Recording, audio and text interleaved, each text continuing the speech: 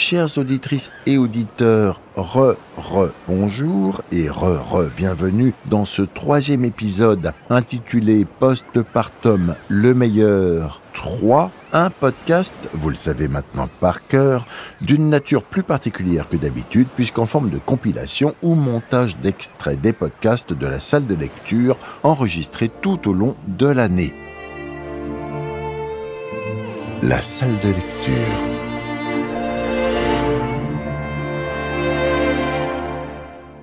Est-ce qu'il existe des livres plus ou moins désirés ?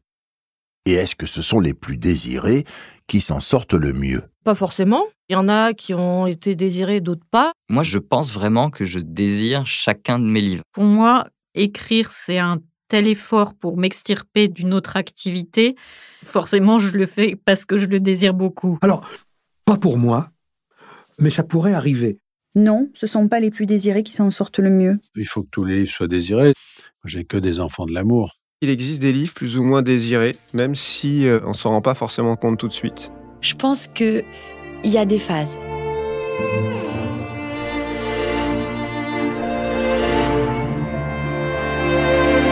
Pas forcément. Moi, perso, j'ai 6 enfants, j'ai 11 livres. Laurence Perrin. Donc, il y en a qui ont été désirés, d'autres pas, des accidents qui arrivent comme ça, mais enfin, quand ils sont là, on est bien content, quoi.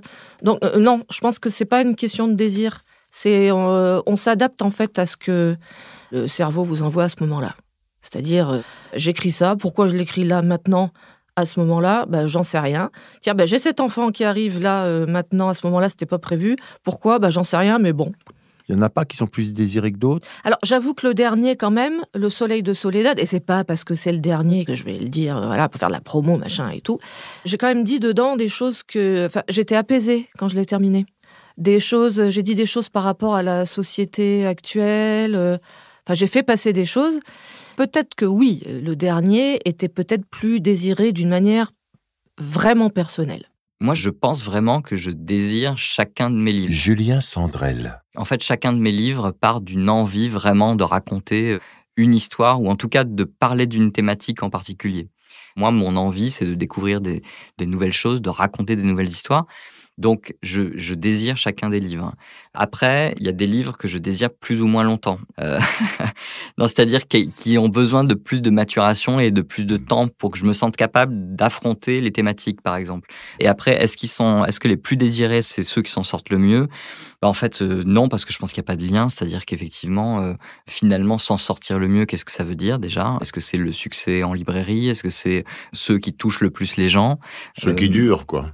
Ceux qui durent le plus longtemps. Oui. Donc, l'avenir nous dira si j'ai des livres qui durent et qui durent très longtemps ou pas. Pour moi, écrire, c'est un tel effort pour m'extirper d'une autre activité. Forcément, je le fais parce que je le désire beaucoup. Donc, la question se pose même pas. Catherine Charrier. Donc, pour moi, non, je les ai tous désirés. Beaucoup. Et ce dernier, peut-être encore plus. Et est-ce que ce sont les plus désirés qui s'en sortent le mieux ? Ça, je dirais que c'est le public qui tranche. Alors, pas pour moi, mais ça pourrait arriver. Pierre Lemaître. Je pense notamment aux livres de commande. Il y a une rumeur, un lieu commun, un stéréotype.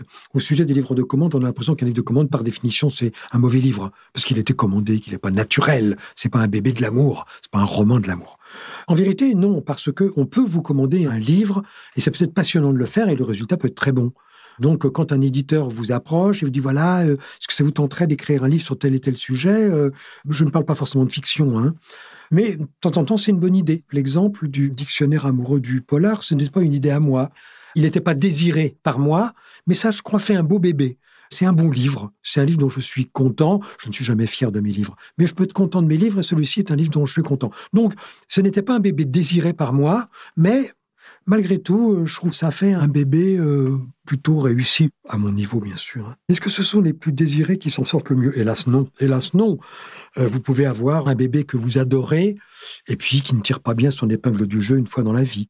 Non, ce ne sont pas les plus désirés qui s'en sortent le mieux. Johanna Gustafsson. Mon premier livre, et surtout, je dirais même, donc Song, celui sur la Dictature franquiste, c'est un livre que j'avais très envie d'écrire parce que la dictature franquiste a duré pendant des décennies et j'ai de la famille en Espagne. Ma meilleure amie est catalane et j'avais des sons de cloche complètement différents. La mère de mon amie pouvait me dire, mais Franco, c'était très bien, il y avait de l'ordre à l'époque de Franco. Et moi, qui viens d'une famille donc de gauche, me disant que c'était absolument l'horreur. Donc, j'avais très envie de me plonger dans cette partie de l'histoire pour vraiment comprendre ce qui s'était passé pour ce peuple-là. J'ai vécu en Espagne sur l'île de Majorque. Et à Majorque, il y a des dialectes, donc des langues. Attention, je ne devrais pas dire dialecte. Ce sont des langues, donc le majorqui. Sur chaque île, en fait, vous avez une langue. Et quand on arrive dans les supermarchés, si on parle en espagnol, on nous répond très souvent dans la langue locale. Et je m'étais dit, mais c'est incroyable alors qu'ils vivent du tourisme. Qu'est-ce qui se passe pour ces gens-là ? Quand on se plonge dans l'histoire, on se rend compte qu'il y a un rapport à la langue la langue a été le combat pour eux, leur combat, leur liberté. Parce que sous Franco, on n'avait pas le droit de parler sa langue régionale, c'était interdit. Les gens étaient fusillés pour ça. Et donc, ce livre-là, vraiment, a été un livre extrêmement désiré. Et quand j'ai commencé les recherches pour ce livre-là, j'avais une grande joie. Et puis en plus, j'ai pris le temps pour celui-là et j'ai fait plus tranquillement puisque les 2 premiers de Roy et Castells avaient bien marché. Et non, c'est pas forcément celui qui en est mieux sorti, en fait. Je pense pas que, après, c'est les livres, c'est le marché, c'est ce qu'on en fait. Bon, c'est un livre qui... J'ai été shortlistée pour un grand prix au Royaume-Uni, donc ça m'a fait vraiment très plaisir. Mais non, je pense qu'il n'y a pas de corrélation entre les deux. Est-ce qu'il existe des livres plus ou moins désirés ? Jean-Christophe Ruffin. Est-ce que ce sont les plus désirés qui s'en sortent le mieux ? Oui, il faut que tous les livres soient désirés. Moi, je n'ai jamais fait de livre de commande, si vous voulez. Oui. Moi, j'ai que des enfants de l'amour. Il existe des livres plus ou moins désirés, même si on s'en rend pas forcément compte tout de suite. Nico Taquian. C'est pas toujours ceux qui sont le plus désirés qui s'en sortent le mieux, effectivement. En fait, je pense que forcément, il y a un truc dans la conception, et donc le désir, d'un livre qui est dépendant du moment où tu l'écris. C'est-à-dire que pour moi, un bouquin, c'est vraiment l'image de mes angoisses, de mes espérances, de mes désillusions, de la période où je l'écris. Forcément, il y a quand même des périodes dans ta vie où il se passe plus de trucs que d'autres, des périodes dans ta vie qui sont plus impactantes pour toi que d'autres, donc des romans qui reflètent ce truc-là. C'est-à-dire que ce que je me rends compte quand même, c'est que j'ai quand même des livres dans ma bibliographie où tout d'un coup, je sais à quoi ils correspondent et ça correspond à des trucs très forts de ma vie et je considère que ces livres sont particulièrement forts. Généralement, le lecteur le ressent, mais c'est pas forcément ceux qui vont le plus grandir, on va dire, si on veut continuer l'analogie. C'est-à-dire que des fois, ils vont rester très appréciés par un cercle plus intimiste et par moi-même. Pourquoi ? Alors là, j'en ai aucune idée. Je pense que ce que je considère être plus fort, c'est peut-être des choses qui sont plus intimes ou plus obscures pour le grand public. Et donc, ça donne des enfants qui sont plus introvertis et plus cérébraux, peut-être, et donc moins aimés par la masse des gens. Je pense qu'il y a des phases. Camille de Peretti. C'est-à-dire qu'au départ, quand on a la première idée, la première phrase, c'est plus fort que la plus forte de toutes les passions. On est à fond, on se dit mais ça va être extraordinaire, ça va être génial, mais c'est exactement ça ce qu'il faut que j'écrive. Je tiens mon histoire, je tiens mon truc. Et donc, tout est beau, tout est neuf. Et puis après, on commence à faire des recherches, à passer du temps sur la construction, sur les phrases, les paragraphes, le machin, là. Est-ce que le lecteur va tourner la page ? Et puis on rentre dans le dur, quoi. Et ça dure longtemps, parce que 1 an, 2 ans, l'écriture d'un livre. Et il y a des moments de désespoir. On se dit, mais pourquoi j'ai pris ce sujet ? J'ai eu ça, par exemple, avec la Casati. Je me souviens, je voulais écrire une biographie, tout était parfait. Et puis au bout d'1 an, il y a eu des moments où je pouvais plus la saquer. Je me disais, mais quelle pétasse. Elle est là, elle dilapide tout, elle rate tout, elle fait que gâcher ses chances. Et après, on se remet en question. On dit, mais pourquoi j'ai voulu écrire sur ce genre de femme ? Pourquoi j'ai pas fait la biographie de Gandhi ? Pourquoi est-ce que j'ai pas... Est-ce qu'il y a des liens entre elle et moi ? Pourquoi une femme si superficielle, au fond, si machin, puis si malheureuse, en amour, en tout ça, alors que... Et cette histoire de désir et tout ça, est-ce qu'ils s'en sortent mieux que les autres ?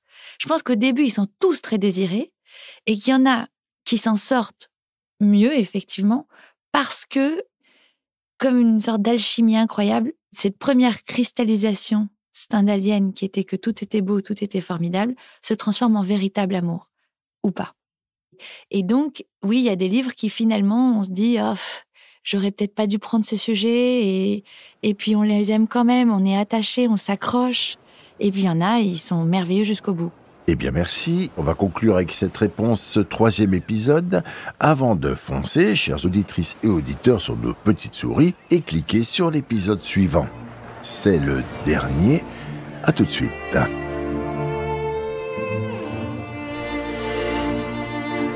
C'était la salle de lecture.